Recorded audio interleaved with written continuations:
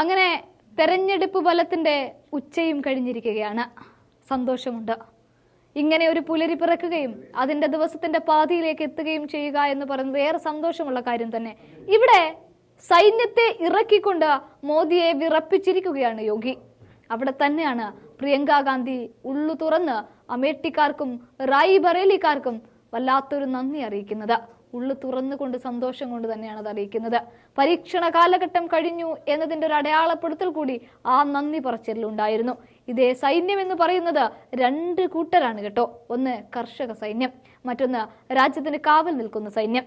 UP, Haryana, Rajasthan തുടങ്ങിയ ഇടങ്ങളിലൊക്കെ തന്നെ സൈനികർ കൂടുതലുള്ള സംസ്ഥാനങ്ങളിലൊക്കെ തന്നെ അത്തരം മണ്ഡലങ്ങളിലൊക്കെ തന്നെ താഴോട്ട് പതിച്ച് ഇല്ലാണ്ടായി പോവുകയാണ് ആര്? മോദി. ഇവിടെ മോദി ഏറ്റവും അധികം അടി വാങ്ങിക്കൂട്ടിയത് UPയിൽ നിന്നാണ്.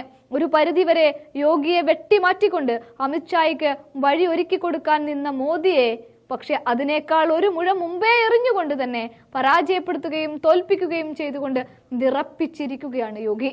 യോഗിയും മോദിയും അമിത്ഷായും ഒക്കെ കൂട്ടുകെട്ടിൽ പിറന്ന ഈ രാജ്യം, ആ അത്തരത്തിൽ ഭാരതീയ ജനതാ പാർട്ടി താമര വിരിയിച്ച് പുത്തുലച്ച ഈ രാജ്യത്ത് അവിടെ തന്നെ വിറപ്പിച്ചിരിക്കുകയാണ് യോഗി എന്നുള്ളതാണ്.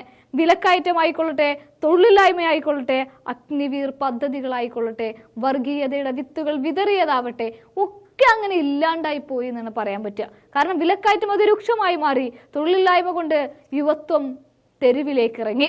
അഗ്നിവീർ പദ്ധതിയിൽ ഒന്നുമല്ലാതാക്കി മാറ്റി സൈന്യത്തെ. രാഹുൽ ഗാന്ധി ആഞ്ഞടിച്ചു പറഞ്ഞത് ഈ പദ്ധതി ഞങ്ങൾ അധികാരത്തിൽ വന്നാൽ ഇല്ലാതെയാക്കും, പിച്ചു ചിന്തും എന്ന് തന്നെയായിരുന്നു. ഒരു പക്ഷേ ജനങ്ങൾ ഇതൊക്കെ കേട്ടു എന്നുള്ളതാണ്.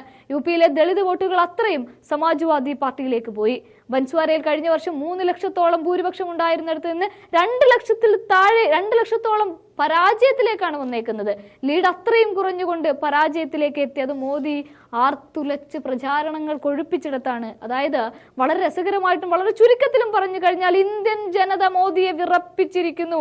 ഇനി ഭരണഘടന മാറ്റാനാവില്ല, തോന്നിയ വഴിക്ക് ED ഇറക്കാനോ CBI ഇറക്കാനോ പറ്റുകയില്ല.